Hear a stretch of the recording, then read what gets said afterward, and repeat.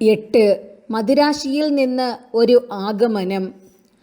6-ാം അധ്യായത്തിൽ പറഞ്ഞ കഥ നടന്നതിൻ്റെ പിറ്റേ ദിവസം രാവിലെ മൂർക്കില്ലാത്ത മനയ്ക്കൽ നമ്പൂതിരിപ്പാട്ടിലെ എഴുന്നള്ളത്തും കാത്തുകൊണ്ട് പഞ്ചുമേനവൻ, കേശവൻ നമ്പൂതിരി, വീട്ടിലുള്ള കാര്യസ്ഥന്മാർ ഇവരെല്ലാം പൂമുഖത്ത് തന്നെ നിന്നിരുന്നു. മഠത്തിൽ പാലട പ്രഥമൻ, വലിയ പപ്പടം, പഞ്ചസാര വട്ടമായി സദ്യയ്ക്ക് ഒരുക്കിയിരുന്നു. ഒരു കാര്യവശാൽ പിറ്റേ ദിവസം പുറപ്പെടാൻ തരമാകയില്ലെന്നും അതുകൊണ്ട് അതിൻ്റെ പിറ്റേ ദിവസം ഭക്ഷണത്തിന് തക്കവണ്ണം എത്തുമെന്നും അറിയിപ്പാൻ അന്നു തന്നെ രണ്ടാമതയച്ച എഴുത്തും കൊണ്ട് മനയ്ക്കൽ നിന്ന് പോന്ന ആളുകൾ രാത്രിയായതിനാൽ വഴിയിൽ താമസിച്ച് രാവിലെ മേൽപ്പറഞ്ഞ പ്രകാരം പഞ്ചുമേനോൻ മുതലായവർ നമ്പൂതിരിപ്പാട്ടിലെ എഴുന്നള്ളത്തും കാത്തിരിക്കുമ്പോഴാണ് എത്തിയത്.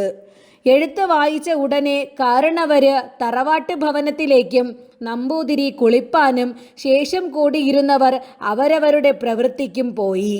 കുറെ കഴിഞ്ഞപ്പോൾ ഇന്ദുലേഖ കുളിക്കാൻ പുറപ്പെട്ടു. പൂമുഖത്ത് വന്നു. ഇന്ദുലേഖയുടെ അമ്മയും പൂമുഖത്ത് വന്നു. ലക്ഷ്മിക്കുട്ടിയമ്മ: അല്ല കുട്ടി, നീ എന്തിനാണ് മണ്ണെണ്ണ വിളക്ക് കത്തിച്ച് രാത്രി ഉറക്കൊഴിയുന്നത്? ഇന്നലെ എത്ര നേരം വായിച്ചു അച്ഛൻ പോന്ന ശേഷം? ഇന്ദുലേഖ: ഇല്ല, ഞാൻ വേഗം കിടന്നുറങ്ങിയിരിക്കുന്നു. അമ്മേ, കൊച്ചമ്മാമൻ ഇനിയും വന്നില്ലല്ലോ. ഇന്നലെ വരുമെന്നല്ലേ എഴുതിയത്? ലക്ഷ്മിക്കുട്ടിയമ്മ: ശരി തന്നെ, ഇന്ന് വരുമായിരിക്കും. അതോ ഇനി മാധവൻ അവിടെ പിടിച്ചു നിർത്തിയിരിക്കുമോ എന്നും അറിഞ്ഞില്ല. ഇങ്ങനെ അവർ പറഞ്ഞും കൊണ്ടിരിക്കുമ്പോൾ ഗോവിന്ദൻകുട്ടി മേനോനും ഭൃത്യന്മാരും കെട്ടും പെട്ടിയുമായി കയറി വരുന്നത് ഇവർ കണ്ടു. ഗോവിന്ദൻകുട്ടി മേനോൻ തലേ ദിവസത്തെ വണ്ടി ഇറങ്ങി വഴിയിൽ പൂവള്ളി വക സത്രത്തിൽ താമസിച്ച് അന്ന് രാവിലെ സത്രത്തിൽ നിന്ന് പുറപ്പെട്ടു വീട്ടിൽ എത്തിയതാണ്. ഇന്ദുലേഖ: അതാ കൊച്ചമ്മാമൻ വരുന്നു എന്നു പറഞ്ഞ് മന്ദഹാസത്തോടെ അമ്മാമന് അഭിമുഖമായി മുറ്റത്തേക്കിറങ്ങി. ലക്ഷ്മിക്കുട്ടി അമ്മയും കൂടെ ഇറങ്ങി. ഗോവിന്ദൻകുട്ടി മേനോൻ: ഇന്ദുലേഖയ്ക്ക് സുഖക്കേടൊന്നുമില്ലല്ലോ? ഇന്ദുലേഖ: ഒന്നുമില്ല. ഇപ്പോൾ എനിക്ക് സകല സുഖവുമായി. കൊച്ചമ്മാമൻ ഇന്നലെ വരുമെന്നല്ലേ എഴുതിയത്? ഞങ്ങൾ കുറേ വിഷാദിച്ചു. ഉടനെ ലക്ഷ്മിക്കുട്ടി അമ്മയും ഗോവിന്ദൻകുട്ടി മേനോനും ഇന്ദുലേഖയും കൂടി അകത്തേക്ക് പോയി. ഗോവിന്ദൻകുട്ടി മേനോൻ കുളി, ഭക്ഷണം മുതലായതു കഴിഞ്ഞ് അച്ഛനെ കാണുവാൻ അദ്ദേഹത്തിൻ്റെ വീട്ടിലേക്ക് പോയി കണ്ടു മടങ്ങി. അമ്മയുടെ അറയിൽ പോയി അമ്മയെയും കണ്ട് ജ്യേഷ്ഠത്തിയെയും കണ്ട് ഇന്ദുലേഖയുടെ മാളിക മുകളിലേക്ക് കയറി ചെന്നു. ഗോവിന്ദൻകുട്ടി മേനോനെക്കുറിച്ച് അല്പം എൻ്റെ വായനക്കാരോട് പറയണ്ടേ? അല്പമേ പറയേണ്ടതുള്ളൂ. ഈ ആളുടെ ബുദ്ധി അതികൂർമ്മതയുള്ളതായിരുന്നു. എന്നാൽ സ്വഭാവത്തിന് അല്പം ഒരു വിനയം പോരായ്ക ഉണ്ടോ എന്നു സംശയം. സ്വഭാവത്തിന് ഒരു പ്രകാരത്തിലും ചാബല്യം ഉണ്ടെന്നല്ല ഇതിൻ്റെ അർത്ഥം. ഇദ്ദേഹത്തെ അറിയുന്ന എല്ലാവർക്കും ഇദ്ദേഹത്തെക്കുറിച്ച് നല്ല ബഹുമാനമുണ്ടായിരുന്നു. ശരീരാകൃതി കോമളമായിരുന്നു. തൻ്റെ മരിച്ചുപോയ മഹാനായ ജ്യേഷ്ഠനെ പോലെ ഭൂമിയിലുള്ള സകല ജീവികളിലും വെച്ച് ഇദ്ദേഹത്തിന് അതിവാത്സല്യം ഉണ്ടായിരുന്നത് ഇന്ദുലേഖയിൽ ആയിരുന്നു. അമ്മാമൻ വരുന്നത് കണ്ട ഉടനെ ഇന്ദുലേഖ എഴുന്നേറ്റ് കോച്ചിന്മേലെ കിടക്ക തട്ടി നന്നാക്കി അവിടെ ഇരിക്കണമെന്നുള്ള ഭാവത്തോടെ നിന്നു. ഗോവിന്ദൻകുട്ടി മേനോൻ ഉടനെ ഇരുന്നു. ഉടനെ വെള്ളിപ്പാത്രത്തിൽ തൻ്റെ കൈകൊണ്ട് തന്നെ പ്രേമത്തോടെ ഉണ്ടാക്കിയ ചായയും ഒരു വെള്ളിത്താമ്പാളത്തിൽ കുറേ പലഹാരങ്ങളും ഒരു ചെറിയ മേശമേൽ വെച്ച് അമ്മാമൻ്റെ അടുക്കെ കൊണ്ടുപോയി വെച്ചു. പിന്നെ അമ്മാമൻ്റെ കൽപ്പന പ്രകാരം അടുക്കെ ഒരു കസാലയിൽ ഇരുന്നു. ഗോവിന്ദൻകുട്ടി മേനോൻ: മാധവൻ സുഖക്കേട് കൂടാതെ അവിടെ എത്തി. ഉടനെ സെക്രട്ടേറിയറ്റിൽ 150 ഉറുപ്പിക ശമ്പളമാവുമെന്ന് തോന്നുന്നു. ഇന്ദുലേഖയ്ക്ക് ഞാൻ പോവുമ്പോൾ തന്ന നോവൽ വായിച്ചു തീർന്നുവോ? നല്ലവണ്ണം മനസ്സിലാവുന്നുണ്ടോ?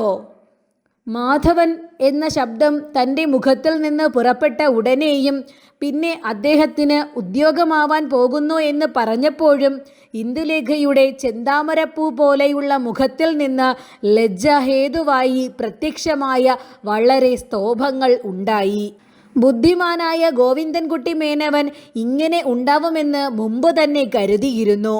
എന്നാൽ ഇന്ദുലേഖയ്ക്ക് കേൾപ്പാൻ ഇത്ര ഇഷ്ടമുള്ള വാക്കുകൾ വേറെ ഒന്നും ഇല്ലെങ്കിലും താനുമായി മാധവനെക്കുറിച്ച് സംസാരിച്ചാൽ ലജ്ജയുണ്ടാവുമെന്ന് അറിഞ്ഞ് ആവശ്യമുള്ള വിവരം ക്ഷണത്തിൽ അറിയിച്ചു. തുടർച്ചയായി തന്നെ ക്ഷണേന വേറെ സംഭാഷണം തുടങ്ങി ഇന്ദുലേഖയുടെ മനസ്സ് സമാധാനമാക്കി. ഇന്ദുലേഖ: ആ നോവൽ ബഹുവിശേഷം തന്നെ, അത് ഞാൻ മുഴുവനും വായിച്ചു. ഗോവിന്ദൻകുട്ടി മേനോൻ: നീ രാത്രി കുറേ അധികം വായിക്കുന്നു എന്ന് നിന്റെ അമ്മ പറഞ്ഞു, അധികം മുഷിഞ്ഞ് വായിക്കരുത്. ഇന്ദുലേഖ: ഞാൻ അധികം മുഷിയാറില്ല, രാത്രി ഞാൻ നിയമം വായിക്കാറേയില്ല. ഇന്നാൾ ഒരു രാത്രി എതൃച്ഛയായി ഞാൻ ശാകുന്തളം വായിച്ചിരുന്നു. അന്ന് ഒരു സംഗതിവശാൽ വലിയച്ഛനും കേശവൻ നമ്പൂരിയും കൂടി ഇതിൻ്റെ മുകളിൽ വന്നു. അവർ പറഞ്ഞിട്ടാണ് അമ്മ പറയുന്നത്. ഞാൻ രാത്രി നിയമം വായിക്കാറേയില്ല.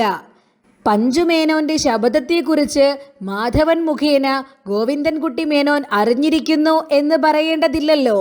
പിന്നെ പഞ്ചുമേനോൻ നമ്പൂരിപ്പാട്ടിലെ കൊണ്ട് സംബന്ധം നടത്താൻ ശ്രമം കലശലായി ചെയ്യുന്നുണ്ടെന്ന് പഞ്ചുമേനോനും ഗോവിന്ദപ്പണിക്കരുമായി സംഭാഷണം കഴിഞ്ഞതിൻ്റെ 3-ാം ദിവസം ഗോവിന്ദപ്പണിക്കർ മാധവന് മദിരാശിക്ക് എഴുതിയ എഴുത്തിൽ പ്രസ്താവിച്ചതും ഗോവിന്ദൻകുട്ടി മേനോൻ കണ്ടിട്ടുണ്ട്. എന്നാൽ ഇന്ദുലേഖ മേൽ കാണിച്ച പ്രകാരം പറഞ്ഞപ്പോൾ ഒരു ഹാസ്യരസ സൂചകമായ മന്ദഹാസത്തോടെ എന്തിനാണ് അവർ അന്നു നിന്റെ മുറിയിൽ വന്നിരുന്നത് എന്ന് ചോദിച്ചു. ഇത് ചോദിച്ച ക്ഷണത്തിൽ ഇന്ദുലേഖയുടെ കുവലയങ്ങൾ പോലെയുള്ള നീണ്ട കണ്ണുകളിൽ വെള്ളം നിറഞ്ഞുപോയി. ഗോവിന്ദൻകുട്ടി മേനോൻ: എന്താണ് ഇത്ര ബുദ്ധിയില്ലേ നിനക്ക്? ഗോഷ്ടി കാണിക്കുന്നത് കണ്ടാൽ ചിരിക്കുകയല്ലേ വേണ്ടത്? നീ എന്ത് ഗോഷ്ടിയാണ് കാണിക്കുന്നത്? ഇനിയും കരയുവാൻ ഭാവമാണെങ്കിൽ ഞാൻ ഇതിനെപ്പറ്റി ഒന്നും ചോദിക്കുന്നില്ല. ഇന്ദുലേഖ: ഇല്ല, ഞാനിനി കരയുന്നില്ല. ഉടനെ അന്നു രാത്രി ഉണ്ടായ സംഭാഷണത്തെക്കുറിച്ച് മുഴുവൻ പറഞ്ഞു. ഗോവിന്ദൻകുട്ടി മേനോൻ വളരെ ചിരിച്ചു. മനസ്സുകൊണ്ട് തൻ്റെ മരുമകളുടെ ബുദ്ധിശക്തിയെ ഓർത്ത് വളരെ ബഹുമാനിച്ചു. ഇന്ദുലേഖ: നാളെ ഈ നമ്പൂതിരിപ്പാട് വരുന്നുണ്ടത്രേ. ഗോവിന്ദൻകുട്ടി മേനോൻ ഒന്ന് ഉറക്കെ ചിരിച്ച്: നാളെ വരട്ടെ, അച്ഛൻ എന്നോട് ഈ വിവരത്തെക്കുറിച്ച് പറഞ്ഞു. ഇന്ദുലേഖ: കൊച്ചമ്മാമൻ എന്തു പറഞ്ഞു മറുപടിയായി? ഗോവിന്ദൻകുട്ടി മേനോൻ: ഞാൻ ഒന്നും പറഞ്ഞില്ല. എനിക്ക് ഈ കാര്യത്തിൽ യാതൊരു ശ്രദ്ധയും ഇല്ലാത്ത പോലെ കേട്ടു നിന്നു.